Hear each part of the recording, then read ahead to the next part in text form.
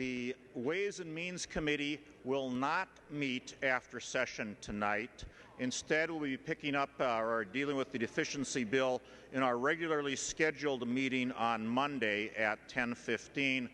There are some additional issues we want to work out in that bill dealing with the appropriations, particularly on the Ebola funding.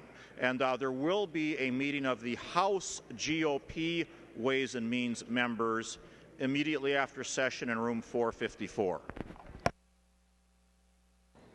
The member from Hennepin, Representative Thissen. Thank you, Mr. Speaker. Will the Majority Leader yield for a question? She will yield. Representative Thissen. And I just, Madam Majority Leader, I just wanted to follow up on Representative Knoblach's recent announcement. So the deficiency funding, which deals with Ebola, which in November was probably the most important issue facing the state of Minnesota, apparently isn't any longer because of the difficulty with moving this bill through the process. I'm just wondering so now I understand we're going to hear the bill on Monday.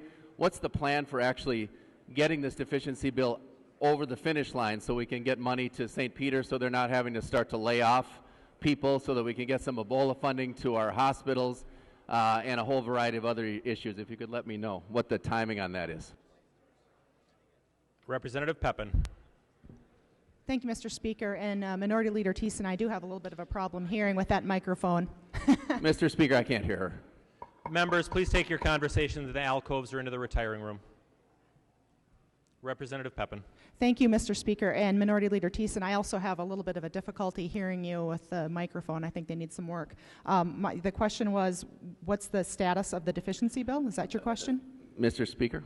Representative Thissen. Thank you, Mr. Speaker. The question is, we just heard the announcement from Representative Knoblach that the hearing on the deficiency bill, which was supposed to be heard in Ways and Means tonight, and I understood was to be heard on the House floor and passed next week, and a fairly small bill. I mean, it doesn't have that many provisions, but dealing with things like the St. Peter Hospital, which if we don't get it passed soon is going to have to not accept any more patients into the St. Peter's Hospital, and Ebola funding, which I mentioned, maybe this was a little too political, but in November seemed to be the most important issue facing the state of Minnesota, at least according to the Republican Party, but now it doesn't seem to be that significant an issue for Minnesotans. My first question, I guess, is when now do we plan to actually pass this bill off the House floor and get it to the governor for a signature? Representative Pepin. Thank you, Mr. Speaker. And Minority Leader Thissen, as the Chair Knoblach said, they will be taking it up. There needs to be a little bit more research on some of the proposals so that we have a good bill coming forward. So they'll be taking it up on Ways and Means. We will get back to you with as soon as the next step is. The Senate, I understand, will be taking it up next week as well. So we will be moving on it as quickly as we can. Thank you for your question. Representative Thissen. Thank you, Mr. Speaker. If the Majority Leader would yield for another question. She will yield. Representative Thissen. And I guess my second question is, we've now been in session, 4 or 5 weeks. This bill has been in front of Representative Knoblach and his committee for 4 or 5 weeks.